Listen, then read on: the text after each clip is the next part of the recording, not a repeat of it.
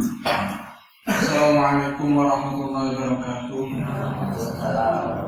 Bismillahirrahmanirrahim. Alhamdulillah wassalatu wassalamu ala Rasulillah wa ala alihi wa sahbihi wa man wala, amma ba'd. Alhamdulillahirabbil alamin. Pada malam hari ini kita bisa berkumpul dalam majelis yang berbahagia ini, insyaallah. Mudah-mudahan apa yang kita lakukan pada malam hari ini bisa menjadi saksi kita di akhirat kelak, menjadi saksi perbuatan amal baik kita, dan bisa menjadikan syafaat kita nanti di yaumil kiamat. Langsung saja ini berhubung sampun dalu waktunya, mari kita mulai wasiat Kanjeng Nabi kepada Sayyidina Ali. Untuk selanjutnya itu tentang masalah faslun fis shaumi, jadi tentang masalah puasa. Di antaranya wasiat Nabi tersebut adalah Nabi sallallahu alaihi wasallam, man shoma ramadhana wajtana bal harama fihi wal buhtana radiya anhu ar-rahmanu bahwa jabal al-jinan. Jadi dawuhnya Kanjeng Nabi yaitu barang siapa berpuasa bulan Ramadan kemudian menjauhi dari perkara yang haram, dan dia juga menjauhi berbuat suatu kebohongan, maka Allah Zat yang Rahman akan meridhoinya dan akan menetapkan atau menempatkan seseorang tersebut di surganya kelak. Jadi pancene ibadah puasa itu salah satu ibadah yang sangat spesial sekali. Soalnya nopo-nopo ingkang terkandung di dalam puasa, baik secara zahir untuk kesehatan zahir ataupun batin, itu sangat berpengaruh sekali. Bahkan Allah hadis Kanjeng Nabi menjelaskan niswa ini farhatan. Yang pertama indal iftar, kemudian yang kedua adalah tentang dia besok di akhirat kelak akan bertemu Tuhannya. Terus bagi orang yang berpuasa itu akan mendapatkan dua kebahagiaan. Niswa ini farhatan. Bagi orang yang puasa mendapatkan dua kebahagiaan. Yang pertama indah iftar, yaitu ketika jenengan sedang itu melakukan buka puasa. Gini boten sampai mengalami puasa ketika berbuka itu rasanya pripun. Saking puasa, saking luwene sampai mangan puasa sak wontene pasti doyan. Gini boten. Meskipun lawu tahu ana lomboke ngono tok wis doyan. Karena apa? Niku pancen kespesialan orang-orang yang berpuasa. Sing biasane mboten arep tahu tempe mangane sing sekeco-sekeco, tapi ketika puasa napa mawon mlebet. Niku salah satu ingkang diterangkan hadisnya Kanjeng Nabi bahwasanya orang puasa itu kebahagiaannya yaitu di waktu berbuka puasa. Kemudian ingkang selanjutnya yakni ketika dia bertemu dengan Tuhannya. Semuanya ibadah itu tasik melalui perantara manapun kecuali puasa. Puasa itu semuanya itu yang menilai adalah Allah. Dan salah satu kegembiraan bagi orang yang suka berpuasa adalah dia akan bertemu dengan Tuhannya. Jadi ini bukan puasa Ramadan tok, jadi semua puasa. Hadis Kanjeng Nabi napa sing ingkang menjelaskan kok pancene puasa yang menilai Allah. Niki hadis. Kullu amali bani adama yudha'aful hasanatu asyru amsalihha. Asyru amsalihha ila sab'imi'ati dhifin. Wa Allah azza wa jalla illa shauma fa innahu li wa ana ajzi bihi yada'u syahwatahu wa ta'amahu min ajli. Jadi setiap pekerjaan yang Ibnu Adam termasuk manusia berarti itu semuanya akan dilipat gandakan kebaikannya 10 sampai 700 kebaikan.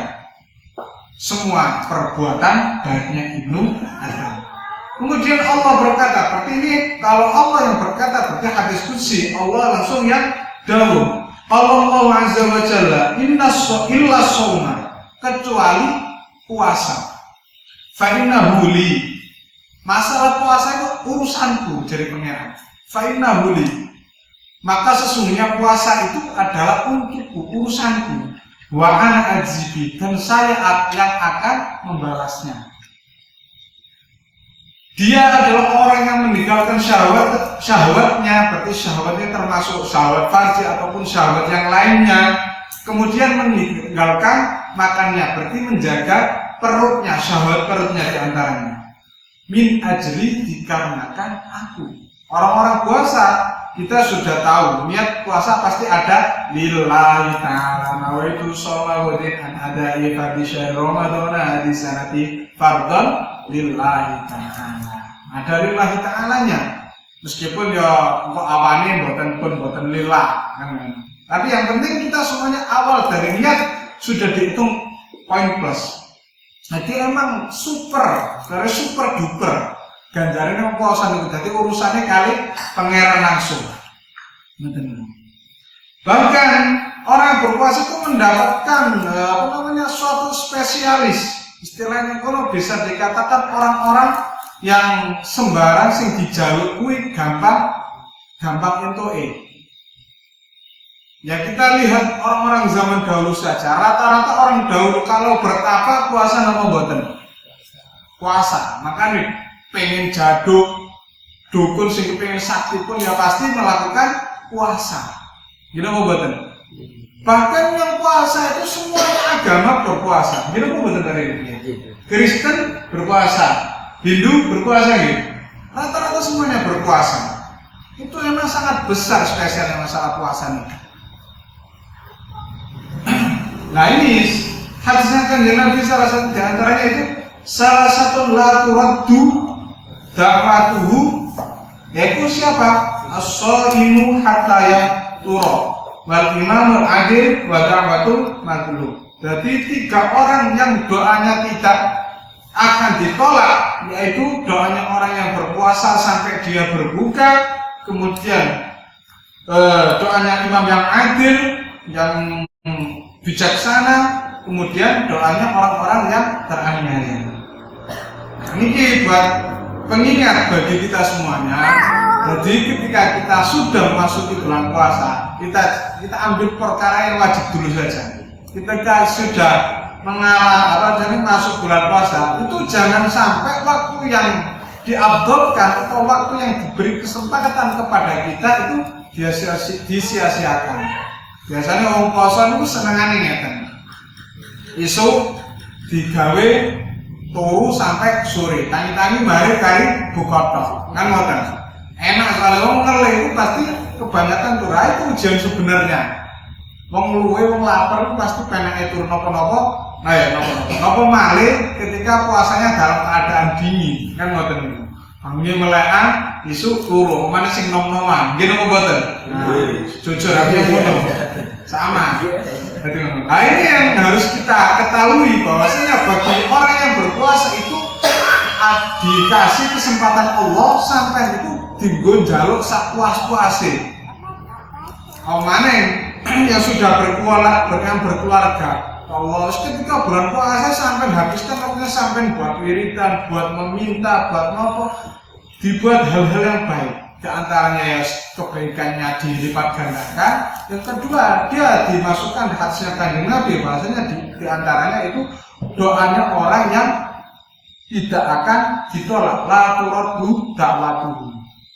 Nah ini langsung njaluk sepas-pasnya. Jangan kok puasa pagi enaknya itu turu tangi sholat tok langsung selimutan balik film malih.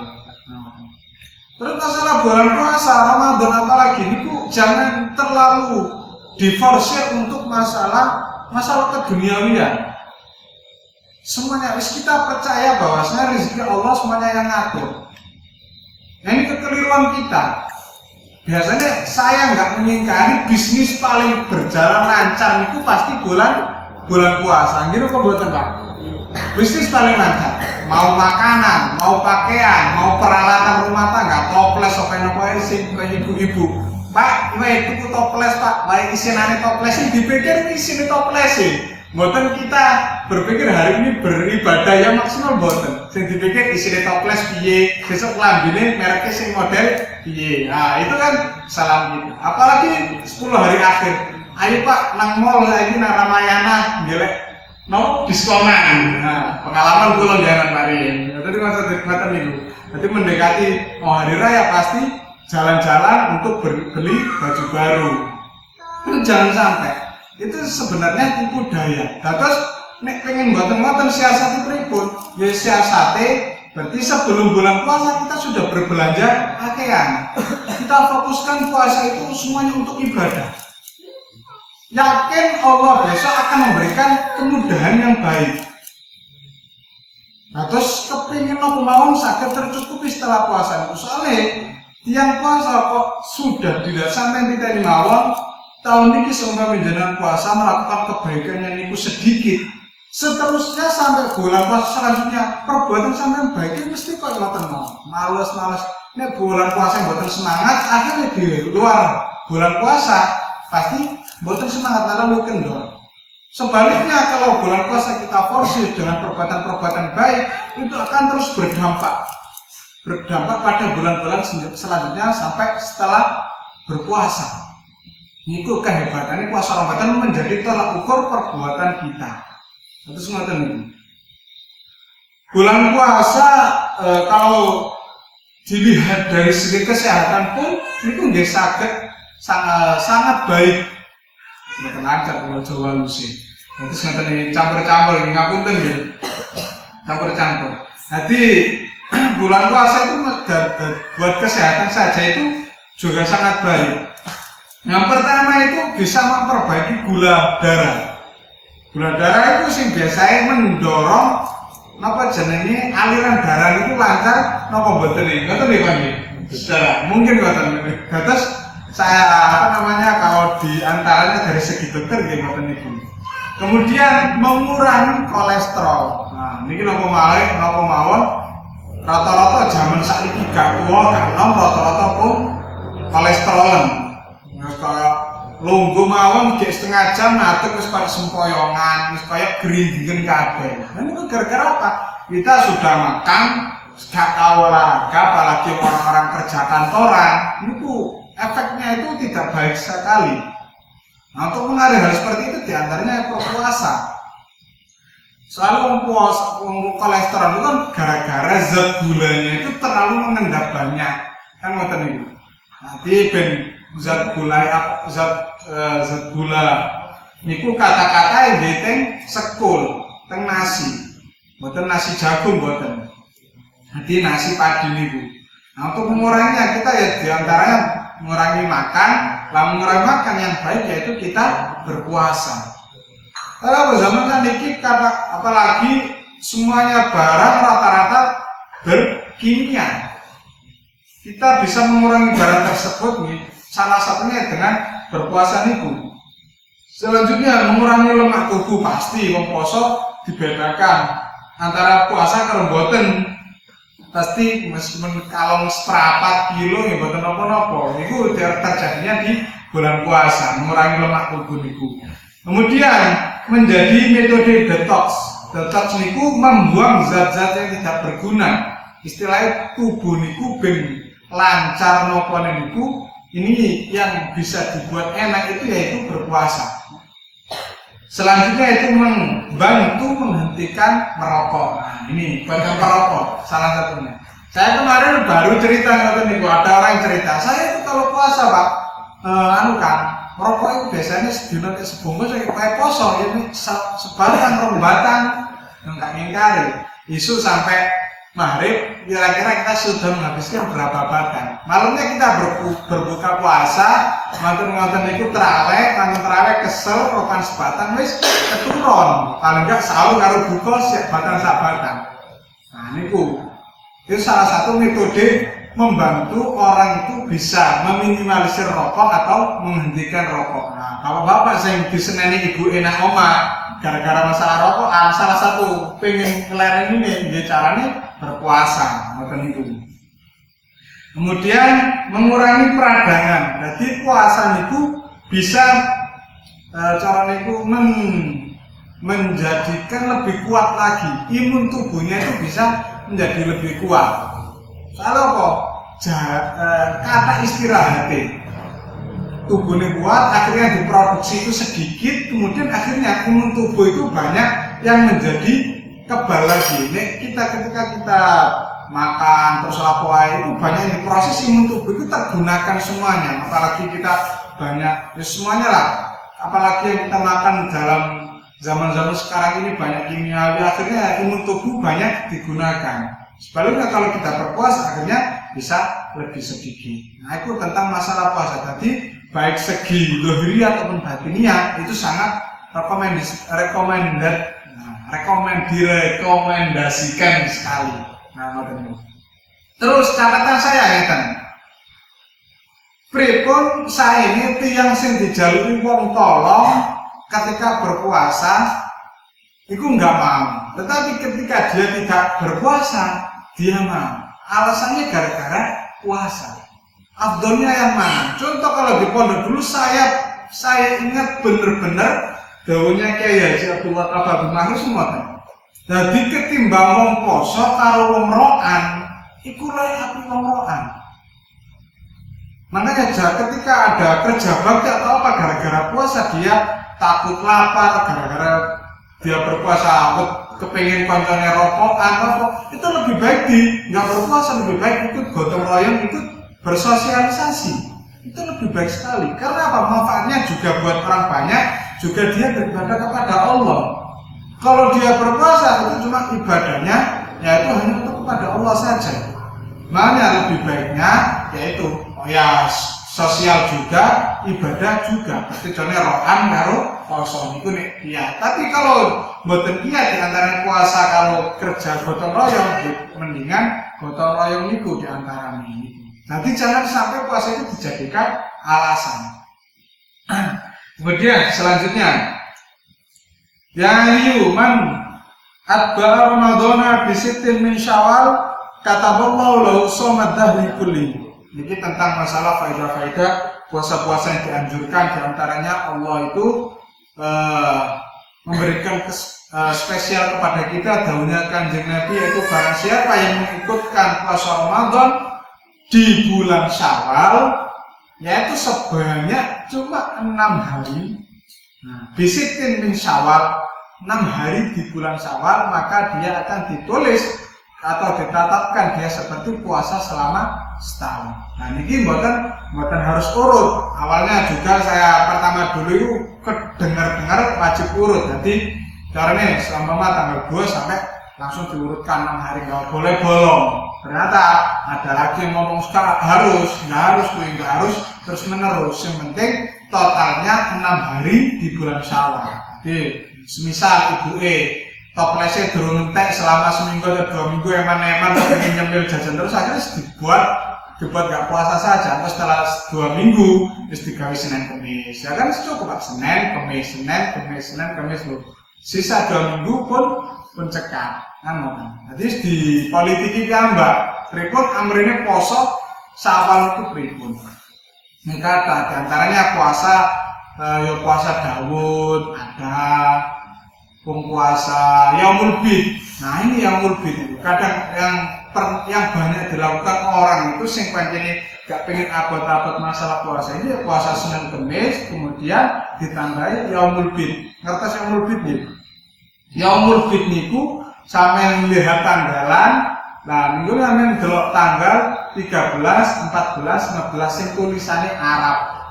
Nah niku Yaumul Bid.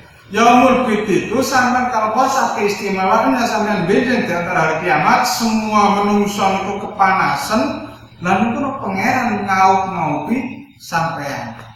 Terus kemudian pada Yaumul Bid itu ketika semua wajah manusia itu suram, itu sampai bercahaya sendiri. Itu di antaranya spesialnya orang puasa Yaumul Bid. Gak kuat puasa Senin Kamis terus, berarti sebulan minimal 3 dinten. Hitung-hitung mirakati anaknya.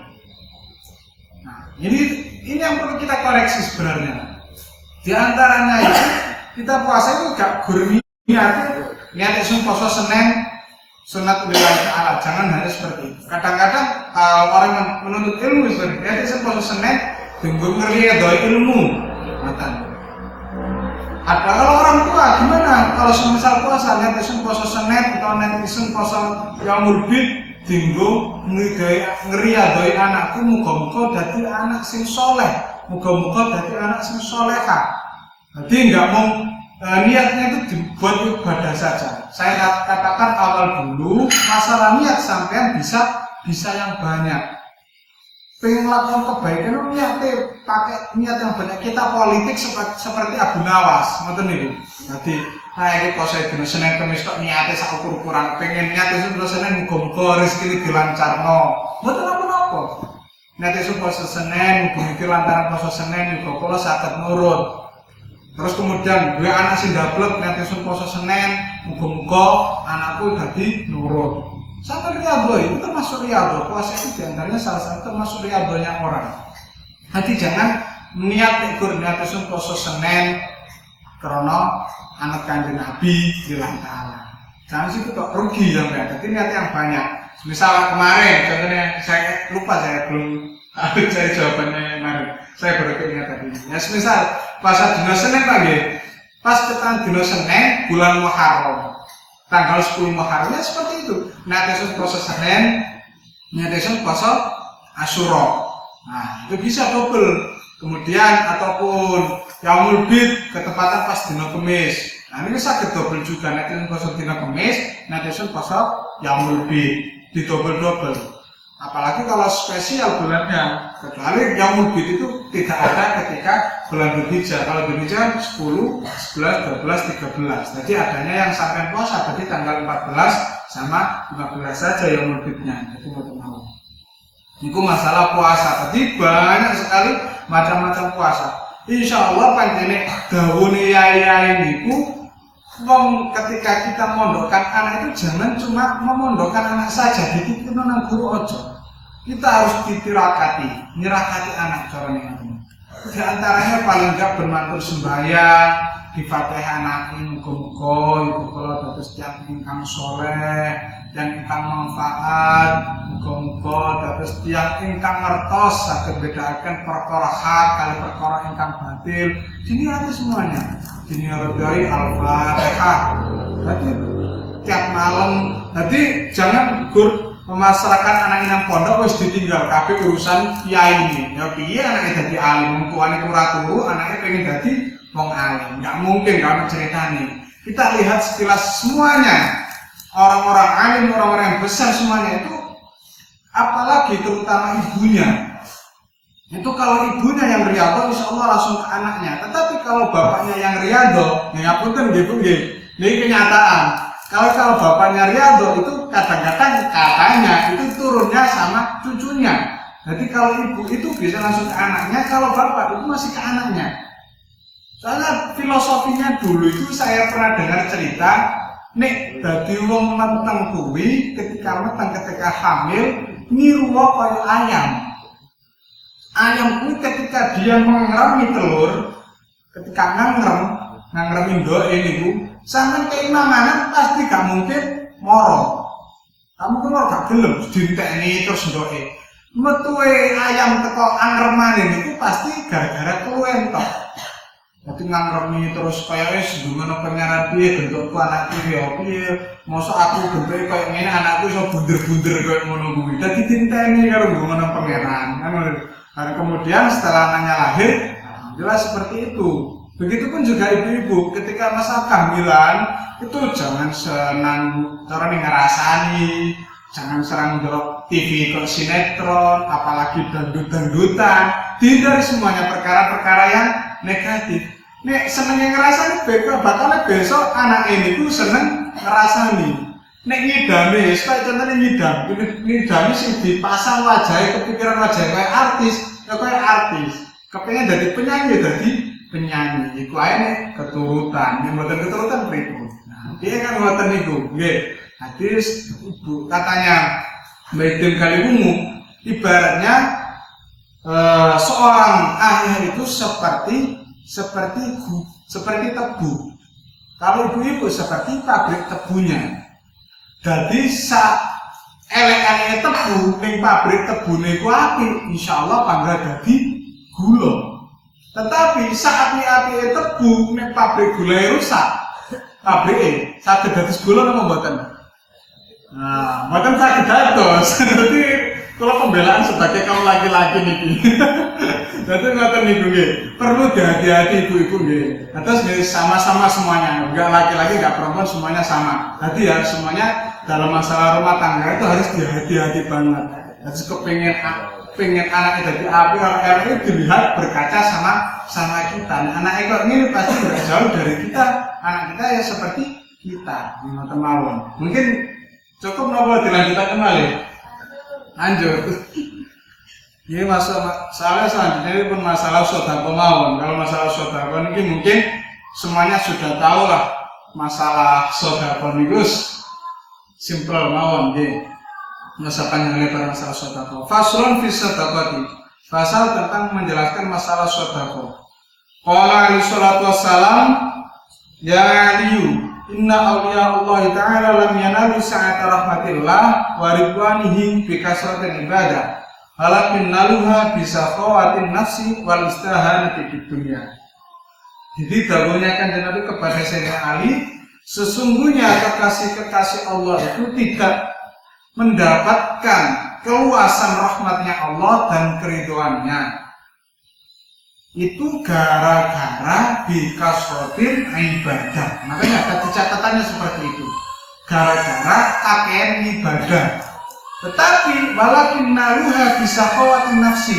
Tetapi mereka mendapatkannya karena kemurahan hatinya, karena kelomanannya, kedermawannya, wal istihanati di dunia, dan menganggap dunia itu remeh.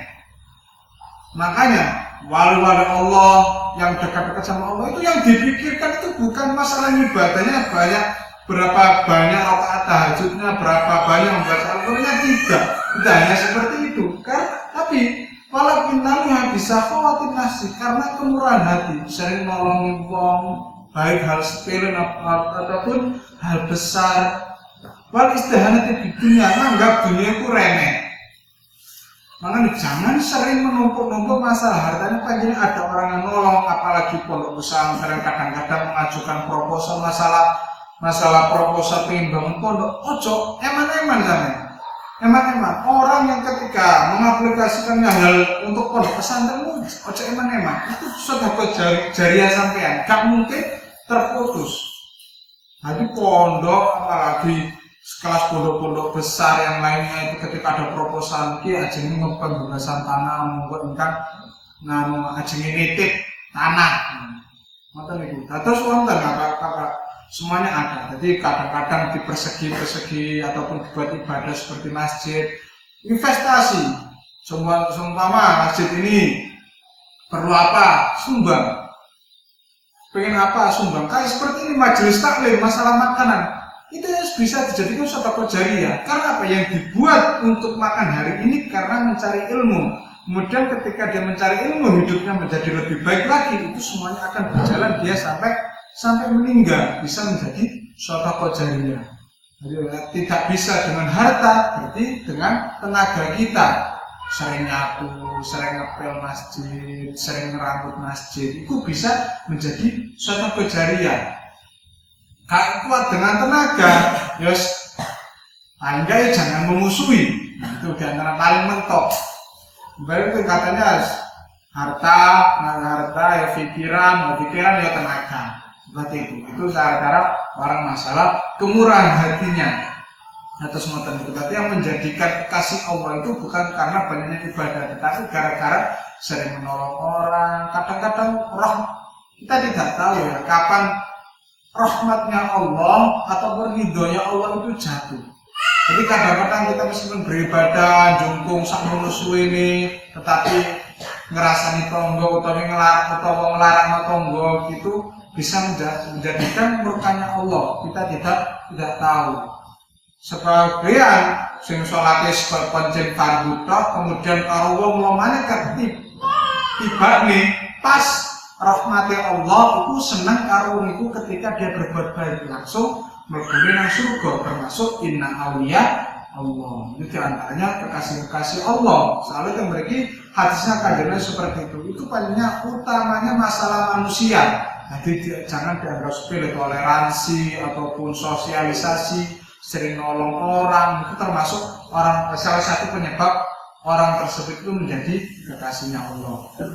Pun kesempatan karena waktunya sudah malam, mungkin bisa diteruskan dengan masalah tanya jawab.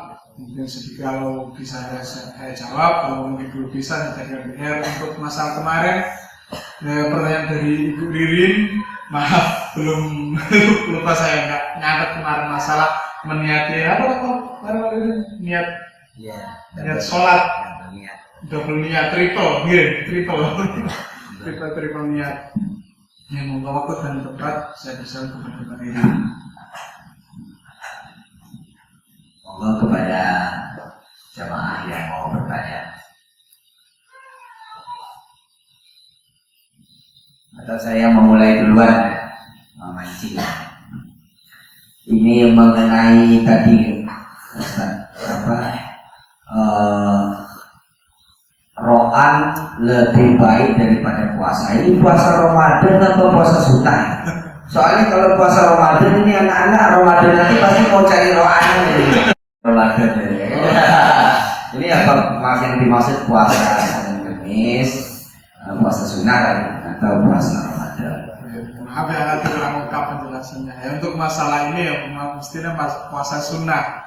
Nah, puasa Ramadan ya semuanya tidak bisa ditawar. Itu karena ya kewajibannya kita, tidak ada kesunahan kita tidak. Tapi ketika puasa-puasa sunnah, misalkan sampai ada istilah ketika kita puasa ada tamu jauh-jauh dari tamu atau kita bertamu kemudian saking pengen nyeneng sampean duduk orang makanan sing enak, kemudian kalau kita tolak itu ngarai nelongso, itu lebih baik kita iftar, lebih baik kita membatalkan puasa daripada kita bisa sampean dikei duit kirang 10 juta kon batalne poso, maka kita wajib berpuasa. Masalah puasa Ramadan tidak ada tawar menawar, kecuali hal yang bisa mengecualikan. Jadi kalau yang rajin puasa Senin Kamis, rajin-rajinlah bertamu pada hari Senin Kamis. Jadi suguhi orang tuan rumah, oh enak ya. Jadi dapat dua pahala, dapat pahala puasa dan pahala menyenangkan tuan rumah. Pokoknya hari Senin pasti main ke rumah, ya kan? Harus ke rumah teman gitu kan. Nanti Kamis lagi main lagi. Monggo Pak Pur, lagi. Ini karena bulan puasa juga sudah semakin dekat ini. Sudah menghitung hari, berapa hari lagi nih? 70 lah, 70 hari lagi kurang lebih ya. 70 hari lagi bulan puasa. Monggo dari sudut kanan. Yang tentang puasa Yaumul Bid yang 3 hari tadi ya, itu berpatokan pada kalender Masehi atau Hijriah? Yang tanggal 13, 14, 15. Kalau masalah Yaumul Bid itu termasuknya bulan Hijriah. Jadi tanggal Arafahnya itu, tanggal Arabnya. Kalau kita ada di kalender, tanggal Arab ini, tanggal Arab 13, 14, 15. Itu bulan Hijriah. Terus ini panjangnya, caranya makanya ada bulan purnama, tanggal 15, bulannya bunder. Nah itu yang bisa membuat kita wajahnya biasa dari akhir bercahaya. Terus ngoten biasanya kan panjangnya kesempatan yang puasa Yaumul Bid ini ngoten niku. Biasanya paling enggak Senin atau Kamisnya biasanya ketepatan pas saya double. Posone bisa Kamis, bisa double sama yaumul bid. Spesialnya orang puasa biasanya cara gampang-gampangan saya sering tanya, jenengan poso itu nopo mawon terus aku sendeng-endengan live gitu. Saya senang Kamis kalau yaumul bid kuwi karo puasa-puasa yang panjangnya dispesialkan, contohnya 9, 10 Muharram.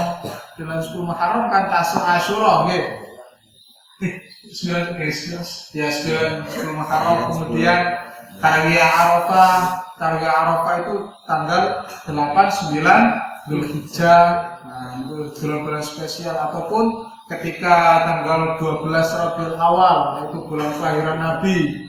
Tanggal kelahiran Nabi itu 12 Rabiul Awal. Banyak sekali begini kalau masalah puasa-puasa sunnah. Kadang orang biasanya Dalailul Khairat. Dalailul Khairat itu dulu ada yang ngendika nggih ngoten niku poso iki ben mantep. Insyaallah kalau ada yang mijain Dalailul Khairat terus diimbangi kali puasa, biasanya puasanya gitu 3 tahun itu terus menerus 3 tahun niku masalah gunyos gak usah ditakoki. Wiridan Dalailul Khairat istiqomah puasanya 3 tahun terus kederesan. Dulu ada cerita, lupa saya nama yainya itu lupa saya. Itu pokoknya ada acara nikahan, beliau itu seorang mujiz, ada di Bandar Luar atau Bandar Pitul. Jadi ketika lamaran besanan kali Mbak Imam itu bingung, sing diundang itu mestine niku kan besanan apa-apa. Duka, pokoknya acara nikahan lah ini cerita dulu supi pun ratilan.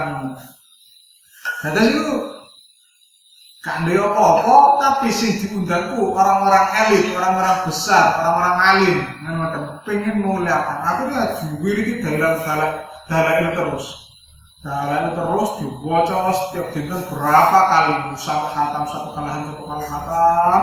Akhirnya menjelang hari itu boten uang niku keluar niku berapa nggak ada yang dikeluarkan. Wedhus niku caranya sampai dikekno, ayam niku sampai bingung. Beras Koreneri itu katanya zamannya itu sampai dikasihkan ke pondoknya Yai Imam Yahya Mahrus, ngertos ta Pak nggih? Niku cara dienggo payaran santri selama 1 tahun itu mboten sampai telasaken. Berarti dikasihkan ke pondok, kemudian gaya payaran santri niku selama 1 tahun sampai nggak bisa menghabiskan. Ayamnya itu sampai dikekno pondok on gawe mayoran. Saking bingungnya masalah rezeki niku saking kathah. Dalam Al-Qur'an panjenengan niku ceritane guys, masalah rezeki terutama dalam Al-Qur'an niku. Mboten mau mboten lek kami bisa. Terus napa jenenge kesimpulannya niku? Napa jenenge puasa Yaumul Bid niku tanggal 13, 14, 15 bulan Hijriah. Pada bulannya ngoten niku. Benar. Lagi ada yang tambah lagi atau monggo ibu.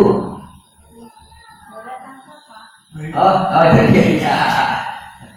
Ketika berjamaah, ketika imam itu membaca Fatihah, apakah kita harus menirukan atau mendengar?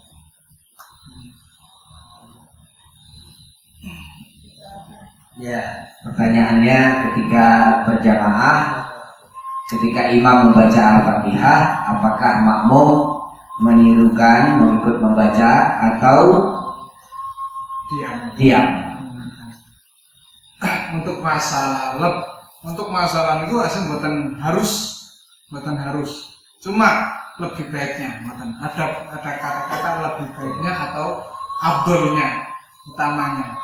Terus ketika masalah jamaah itu, masalah Fatihah itu lebih saene nggih mantune maos Fatihah imam. Tetapi ada catatan, nek panjenengan napa jenenge membaca Fatihah seumpama kadang kan ada orang yang mamang utawa kepengin memfasihkan bacaan Al-Qur'annya, nek panjenengan mboten cukup dikira-kira ketika imam membaca surat, berarti ya dari awal kenapa-napa. Nah, terus tidak harus setelah imam baca Fatihah, tidak harus sebelum pokoknya ketika kita nemoni, catatannya orang jamaah itu ketika kita nemoni dalam keadaan takbir Allahu Akbar, ketika sholat secara jahar kita dalam takbirnya dalam keadaan imam baca Fatihah, berarti kita wajib menuntaskan Fatihah sampai akhir. Apabila kita tidak bisa menghabiskan sampai akhir, berarti kita terhutang satu rakaat. Dalam masalah Fatihah tidak ada. Cuma untuk afdalnya setelah imam baca Fatihah kita baru membaca Al-Fatihah. Jadi tidak ada keharusan untuk ketika lebih baiknya gimana ketika imam membaca Al-Fatihah kita itu meresapi maknanya. Alhamdulillahirabbil alamin. Diawali dengan Bismillahirrahmanirrahim karena menyebut asma Allah yang Maha Pengasih lagi Maha Penyayang, Ar-Rahman di dunia dan di akhirat. Kalau orang-orang non muslim itu bisa Ar-Rahman, bisa mendapatkan Rahman. Tetapi kalau orang muslim itu spesialnya bisa mendapatkan Ar-Rahman, bisa mendapatkan Ar-Rahim. Kemudian Alhamdulillahirabbil alamin. Segala puji hanya bagi Allah Rabbul Alamin, Tuhan yang menuhani seluruh alam semesta, yang mengerani alam semesta. Ar-Rahmanir-Rahim, yang Maha Pengasih lagi Maha Penyayang. Maliki Yaumiddin, yang merajai besok di hari kiamat. Ya itu sebentar sampai buka piaba untuk terjemahan kan banyak itu. Nah, terus ketika imam membaca Al-Fatihah kita resapi maknanya seberapa besar. Maka kalau kita emang seumpama ini contoh biar saya sedikit berhubung tadi Ririn menyindir masalah bulan puasa. Biasanya kan imamnya itu nih mau surat Al-Fatihah atau surat-suratan di hari puasa kan cepet nih. Nah niku kita ini pancene ngenteni imame membaca Fatihah itu mboten apa? Mboten sampai, mboten nutut. Nah, mboten nutut sampean ketika imam membaca, sampean itu membaca mboten apa-apa dibarengi mawon daripada kita akhirnya kurang soalnya gerakannya cepat. Nah, sampean di contohnya kemarin yang saya dulu ceritakan, sampean mengumani gerakan awal rakaat baik surat ataupun Fatihah itu dalam keadaan rukuk sampean harus mengumani sedikit rukuknya imam. Jadi ketika tek, nah berarti harus sama, sampean harus mengumani gerakan rukuknya imam, tumaninah imam sampean harus mengumani. Tetapi kalau sampean nggak mengumani, jangan sampean berukuk, ini posisi lagi, ini imam, ini makmum. Nah karena rukuk ini imamnya senatek, ini sampai terhutang satu rakaat dulu. Itu kata kaul yang aso. Tetapi yang mukabul aso, yang tidak untuk bandingannya itu kekuatannya sementok iqtidan. Jadi sampean harus ngumani pas waya iqtidan, itu solusi terakhir. Tetapi kalau bisa ya dilakukan imam yang ini. Jadi rukuk sampean butuh ngumani rukuk. Dan perlu hati-hati. Nah, untuk imam, masalah imam panjangnya makanya ada kesunahan imam itu ketika rukuk sedikit melamakan, bingung ngenteni makmum kadang-kadang kan ada makmum yang tergesa. Ketika wis cukup ngimami rukuk itu sebuah utang. Tetapi sampai tergesa baru datang Allahu Akbar, sampai langsung rukuk kemudian imam itu posisinya wis nadeg, itu sampai tetap terhutang. Wajib membayar satu rakaat sehari. Begitupun juga Fatihah. Sampai ketika sholat pertama, rakaat pertama sampai ngumani Fatihah imam, kemudian sampai tidak bisa membaca sampai selesai, sampai terhitung kurang satu rakaat. Wajib soalnya itu sudah rukun. Makanya itu matematika. Baik. Selanjutnya, ya monggo Pak Pur. Untuk puasa sunnah, puasa yang dianjurkan atau dicontohkan Kanjeng Nabi itu yang gimana? Ini dicontohkan Kanjeng Nabi. Yang paling dianjurkan yang sering dilakukan. Yang sering dilakukan gitu antaranya Senin Kemis niku. Senin Kemis paling sering dilakukan oleh Kanjeng Nabi. Senin Kemis, Yaumul Bid, terus hari-hari yang spesial. Karena kenapa ada puasa Tasua, Asyura, taruh panjangnya hari-hari yang spesial, hari ketika Nabi Ibrahim juga kan nonton cerita piyambak Arwiyah, Arafah, itu panjang pun nonton kesunahan, saya kanjeng Nabi, hari spesial. Ramul Bid 13, 14, 15 itu bikin itu kaedah itu ketika hari kiamat sampai dapat teduhan ketika matahari pun satu jengkal kepala sampai sakilan atau batas kepala sampai dapatkan payung gak sampai kerem sampai kering itu sampai itu buatan kerem piyambak mantan itu.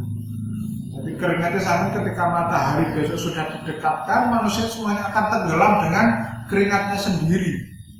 Saking panasnya itu, nah, sampai harus dapat keistimewaan dari yang berbeda. Ini apalagi orang-orang perokok seperti saya ini panjangnya roto abot masalah puasa itu. Nah, moga kita semuanya bisa jadikan salah satu hamba Allah yang ahli berpuasa.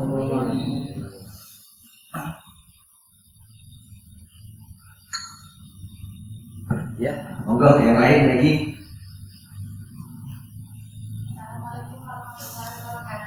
Maaf, ya Reza, saya itu sebenarnya udah nyimpan pertanyaan gitu biar Kak Reza bisa nanya. Kalau nanya sama Bang Wirin itu kadang Udah curhat ya.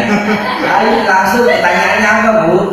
Kak Reza mau nanya, misalnya ini ada anak kecil, ini agak beda dari topik Kak Reza. Anak kecil dia mondok di pondok Hafiz. Tapi pondok Hafiz kan dia kan berarti sering megang Quran, tapi dia tidak suci. Ada pendapat yang mengatakan nggak apa-apa, yang penting dia semangat dulu ngajinya. Apa itu betul atau gimana Kang Reza? Apa boleh anak yang sekitar 8 tahun, 7 tahun gitu yang Reza ngaji tapi dia tidak punya wudu gitu?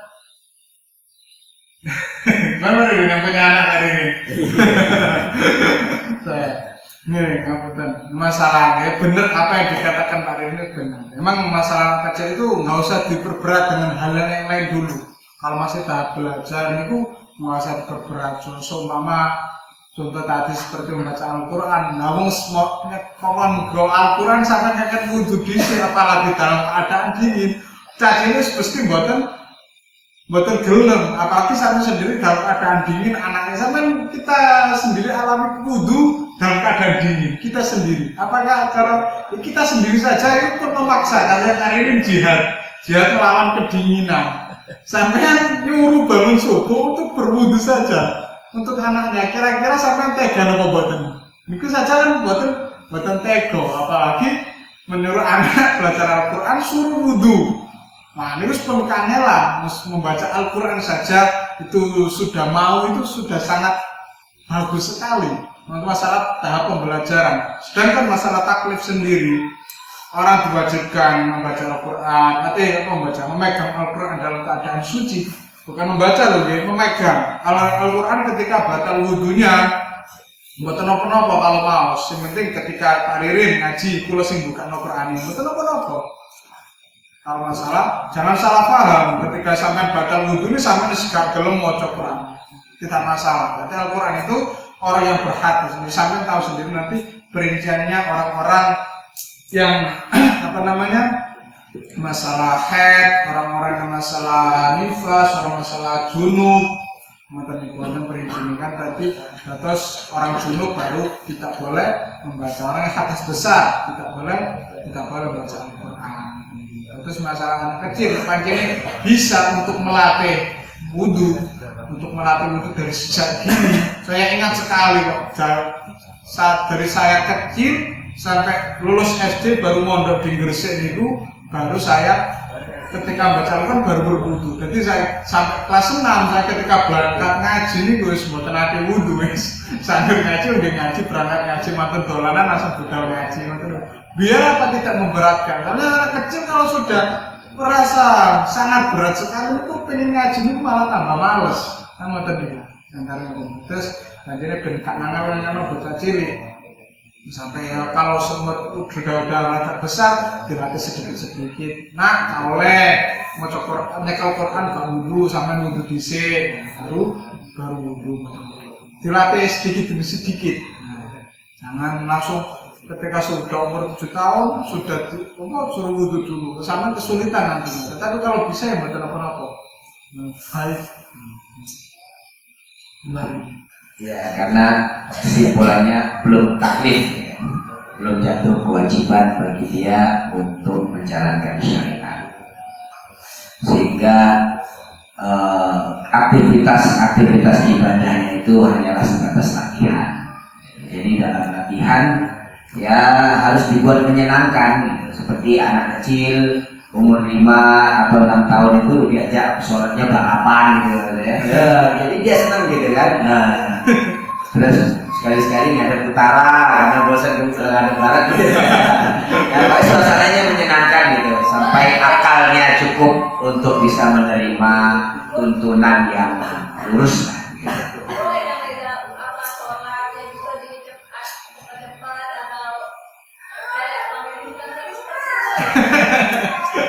Saya ikut tarik saja yang sudah punya. Aduh, ya kan? Tidak bisa lawan kalau perkara menjadi anak itu. Ya, karena yang penting anak itu kita buat enjoy. Kita buat enjoy dulu supaya mereka itu bersemangat. Terus ketika sudah ada kebiasaan, sudah timbul kebiasaan dari diri mereka untuk meninggalkan itu akhirnya sudah berat. Nah, itu. Minimal kita menjadikan hal mereka itu terbiasa istiqomah dulu dalam masalah sholat. Tapi yang paling berat itu orang tua itu kalau mendidik anaknya membangunkan sholat subuh itu paling sulit. Pak Ririn katanya saja sampai kalah kasihan sama anaknya. Itu masalah sholat subuh itu paling berat semuanya tuh. Dulu anaknya ini tuh kayak cilik, dulu yang mau sholat subuh itu abot, bener turun disin. Saya pengalaman dulu itu. Nah, terus kan ini ibu yang ngamuk karena pulau pun ditangani sholat subuh. Akhirnya temeriku disiasati sama bapak saya itu disiasati minimal apa jenis metu-metu sembunyi. Mau akhir waktu baru dibangunkan. Pada misalnya ini terus pulau ngerteni yang sekali pulau niku bangunin anaknya itu ketika mau habis sholat subuh baru dibangunin. Ben carane sing istri buatan protes, sing lanang nggih penak gitu anaknya ngoten niku. Terus nanti mau membangunkannya mau habisnya sholat subuh, waktu sholat subuh. Iya. Selanjutnya masih ada waktu sedikit untuk yang mau bertanya. Anak-anak ini ayo, remaja-remaja sendiri, masa tidak nanya? Nanya sekali-sekali sudah berapa minggu tidak ada pertanyaan? Tanya. Kalau niat puasa sunnah di Jawa yang masih tanggal Ramadan dong. Bagaimana caranya niat dan tata cara ya sekalian semua ya, niat dan tata caranya untuk mengganti puasa Ramadan yang bolong. Nah, ini perlu dicatat ya untuk adik-adik semuanya. Sampean kalau sudah niatin untuk puasa Ramadan jangan disamakan dengan puasa sunnah. Tapi boleh. Kalau saya jawabannya boleh mencampur niat puasa sunnah dengan puasa Ramadan, sama-sama dapat keafdalannya. Itu baik untuk politiknya sampean sama Allah itu ya. Jadi salah satu sampean nyauri, salah satu sampean juga bisa dapat afdolnya puasa sunnah. Contohnya Senin Kemis ya. Sampean ngodok ini di siasati Senin Kemis utawa nyiasati kodoknya pada bulan Syawal. Nggih, pas riyaya sampean nyantak poso rek disisan bolongku piro ya bolongku 6. Jadi sampean pas 6 dina nang bulan Syawal. Jadi double kan ganjarane. Ya mboten napa-napa. Tetapi catatannya kalau sampean sudah niat puasa qadha Ramadan itu sampean enggak bisa seenak-enak sendiri membatalkan puasa. Ya, paham ya? Jadi itu sudah kewajiban sampean. Kecuali sampean puasa sunat dok, semua aku puasa dina Senin. Sesuai sampean dijak ngopi koncone, gak masalah. Nah, tapi begini sampean harus niat qadha Ramadan terus puasa sunat, kok Senin dijak ngopi sampean gelem sampean dosa. Nggih, paham nggih? Nah, itu harus dicatat sampean. Nanti bandingin puasa sunnah, puasa Ramadan, puasa qadha ya harus seperti puasa Ramadan. Jadi tidak boleh meremehkan carane tak kuat rek mangan dhisik ngono. Apa wajib menjaga sampai akhir bulan ini. Jadi ketika ketika sampean politik pahala ngoten niku. Bagus itu. Jadi sampean ketika sing ibu-ibu biasanya wonten udur wayahe ngontok ini niku di bulan Syawal niku bagus. Mboten napa-napa. Baik, barangkali Pak Amin. Ya.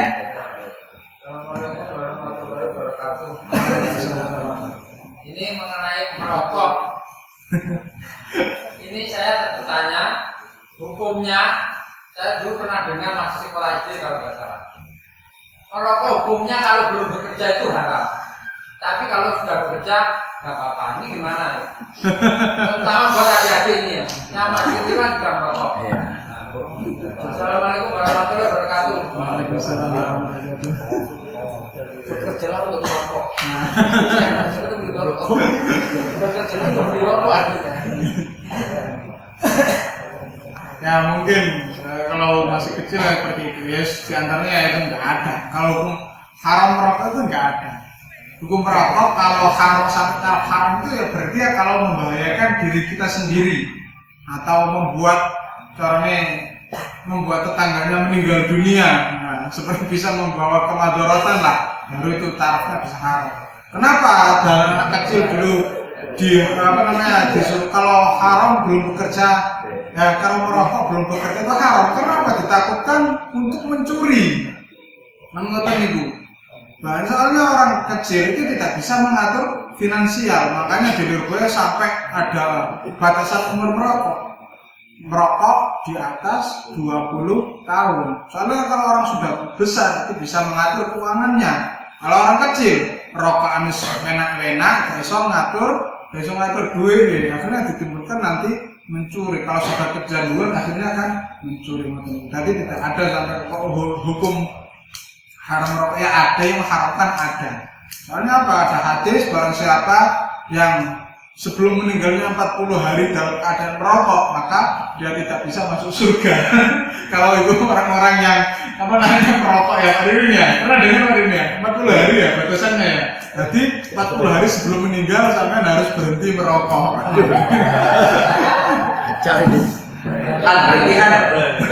Sekarang banyak yang muda-muda juga. Meninggal itu. Hati-hati ya. Nah, ini buat pengingatan teman-teman juga ini. Kalau masalah mau baca sholawat, mau baca Al-Quran, itu caranya apa?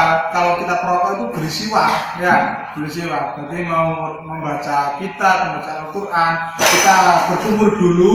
Habis berkumur kita bersiwak. Itu cara-cara satu memuliakan Al-Quran, memuliakan sholawat itu seperti itu ya.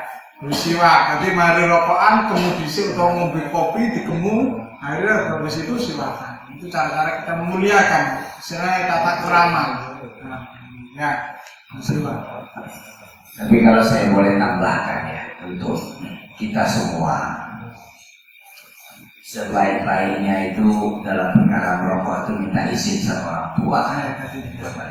Ya, kalau saya, kalau saya sendiri sudah dapat izin dari. Bahkan beliin rokok sama ayahnya, karena ayahnya perokok juga ya. Iya. Saya ayah tidak perokok, tapi beliau tahu saya perokok. Diperbolehkan. Nah, adik-adik coba diintrospeksi diri sendiri itu, karena nanti khawatirnya rokok yang secara syariat hukumnya makruh, tapi bernilai bukan haram maksud saya, bernilai ke lawan dari birrul walidain apa? Hukukul walidain. Hukukul walidain. Itu hampir-hampir terjemahannya itu durhaka sama orang tua. Ini bahaya. Nyerempet kepada kedurhakaan kepada orang tua. Ini paling bahaya sekali. Itulah yang perlu dijaga. Kalau halal jelas, haram jelas. Jadi kalau yang perkara-perkara subhat atau makruh ini paling tidak bagi kita yang masih punya orang tua bersandarlah kepada ridhonya orang tua. Kalau orang tua ya membolehkan, selamatlah kita. Karena orang tua lah keramat hidup kita. Tapi kalau orang tua melarang masih juga kita lakuin, ya kan? Sekalipun itu perkara yang boleh, ya, Misalnya main ke rumah teman boleh, tapi orang tua melarang, itu kan bisa bernilai itu tadi ukul walidain, berbahaya sekali. Nah, pertanyaan terakhir lah dari saya nih, walaupun sudah lapar dan ngantuk ya, tapi masih mau nanya nih, mohon maaf. Ada nggak puasa selain menahan lapar sejak dari subuh sampai maghrib? Misalnya puasa ngomong, puasa tidak mau mendekati istri, kayak gitu kan? Aku akan, misalnya gitu kan, berapa hari menjauhi istrinya gitu kan? Tidak mau bersentuhan dengan istri selama 40 hari. Kan ngamalin ilmu apa kan? Atau ada nggak puasa seperti itu? Puasa tidak cukur rambut selama 4 tahun, nah misalnya.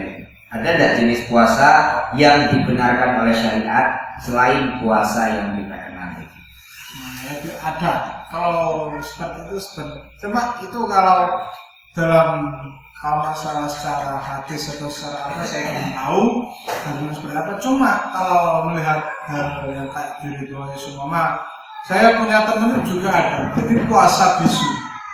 Nanti tidak ngomong sama sekali satu kata pun itu tidak terucap di mulutnya. Itu ada.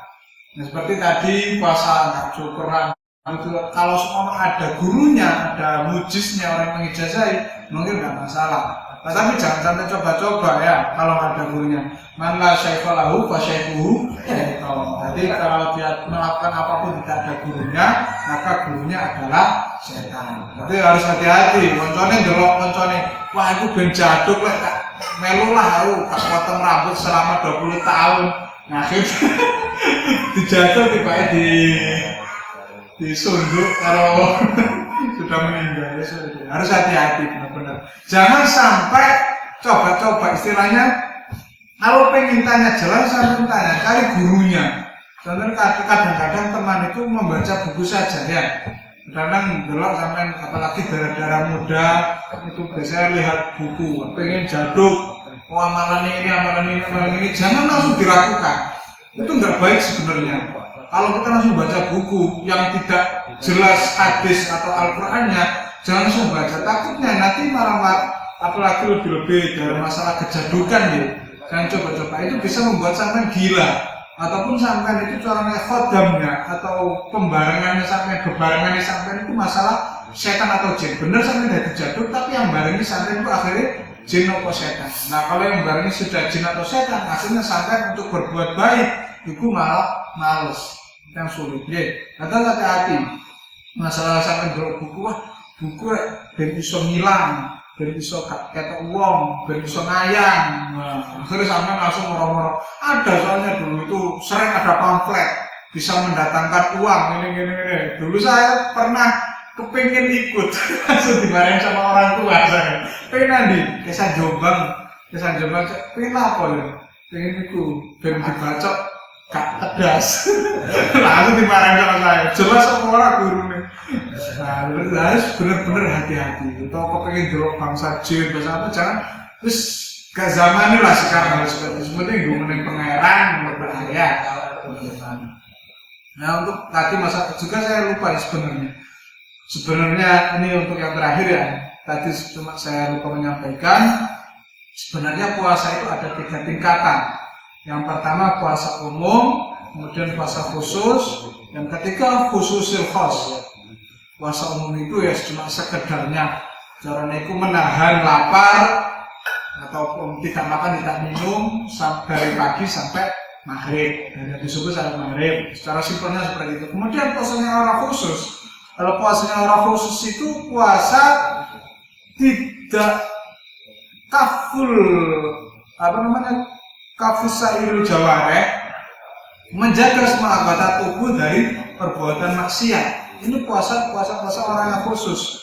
Jadi puasa orang khusus itu menjaga semua anggota tubuh kita. Caranya gak ndelok perkara sing haram, kupingnya tidak mendengarkan perkara yang haram, tidak seneng ngrungokno hibah, kemudian gak seneng ngerasani, semuanya membaca memuasai tubuh kita. Caranya puasa semua tubuh kita kuasai tidak untuk bermaksiat. Jadi gak cuma mencegah tidak makan, tidak minum, tidak jima dari pagi sampai maghrib.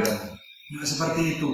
Kemudian kalau puasanya khususnya khos, orang-orangnya khos, ini orang-orang yang alim, tingkatan nabi-nabi itu puasa shaumul qalbi wal fikri. Itu puasanya hati dan pikiran dari perkara dunia.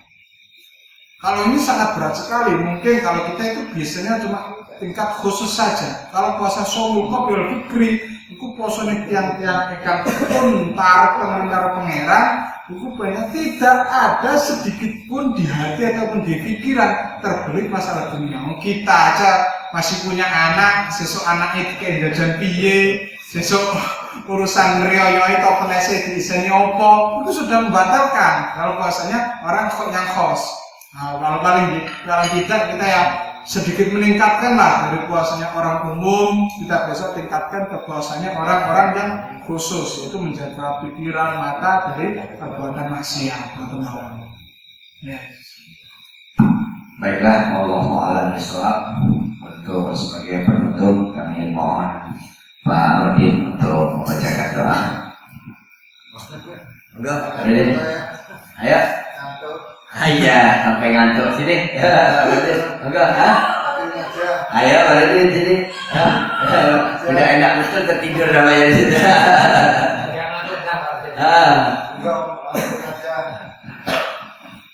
Bismillahirrahmanirrahim. Bismillahirrahmanirrahim. Asyhadu an la ilaha illa anta astaghfiruka wa atubu ilaik.